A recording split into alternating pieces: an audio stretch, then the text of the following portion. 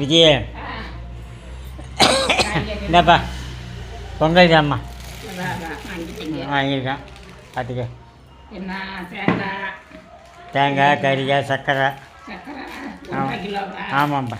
சரி, இது தேங்காய் என்ன? தேங்காய் ஒன்று 30 ரூபா. தேவைப்பா. தேங்காய் 3 காயா? ஆமாம். சரி, காய்கறி என்ன? அப்படியே 5 கிலோ 100 ரூபா. 5 கிலோ 100 ரூபாய். ஆமாம். பொங்கலுக்காக காய்கறிக்காரங்க போட்டிருக்காங்க. ஏப்பா நிறைய காய் இருக்கும் போல இருக்கு. 5 கிலோன்னா அப்படி இருக்கும். ஒரு வாழைக்காய், ஒரு உருளைக்கிழங்கு, ஒரு வெங்காயம், 2 உருளைக்கிழங்கு இருக்கு, முட்டைக்காசு இருக்கு. எல்லா காயும் 5 கிலோவா? எல்லா காயும் இருக்கும். ஏப்பா நிறைய கீழே கொட்டலாம் போல இருக்க. கீழே கொட்டேன். கொட்டவா? கீழே கொட்டு, ஸ்டூலில் கொட்டு. மக்காது ஸ்டூலில் கொட்டு. ஏங்க ஸ்டூலில் கொட்ட முடியாது. அப்புறம் கீழே தான் கொட்டலாம். எப்பா ஓடுது அப்புறம்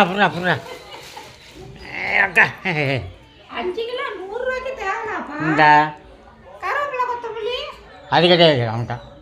அது வெளில வாங்கணும். பீட்ரூட்டு, இந்த உருளைக்கிழங்கு, கருணைக்கிழங்கு, தாலி, இந்த கருணை, இந்த கருணை, இந்த உருண்டை கருணை. சக்கரவள்ளி கிழங்கு நிறைய இருக்குப்பா. ஆமாம், இந்த சக்கரவள்ளி கிழங்கு தனியாக வைங்க. அங்கேயே 100 ரூபாய்க்கு தேவலாம்ப்பா. ஏதோ நாளைக்கு 21 காய் கூட்டு, நாளைக்கு நாளான்னைக்கு செய்ய. கருணை நிறையா அள்ளி கொடுத்துருக்கான்ப்பா. கருணை கிழங்கு, சக்கரவள்ளி கிழங்கு நிறையா இருக்குது, தாலி கிழங்கு நிறையா இருக்குது. போடும்பா இருக்கு. பரவாயில்ல, இவ்வளோ காய் 100 ரூபாய்க்கு யாரும் கொடுப்பா? சில்லறையில் வாங்கினாலே 300-400 ரூபா வந்துடும். மக்களே, மயிலாடுதுறையில் காய்கறி எல்லாம் விலை கம்மியாக இருக்குது. 5 கிலோ காய் 100 ரூபா தேவலாம். உங்கள் ஊர்லலாம் என்ன விலை விற்கிது, இப்படி கிடைக்குமான்னு எனக்கு கமெண்ட் பண்ணுங்க. நீங்களும் சிறப்பாக பொங்கல் கொண்டாடுங்கப்பா. எல்லாருக்கும் பொங்கல் திருநாள் நல்வாழ்த்துக்கள். பொங்கல் வாழ்த்துக்கள்.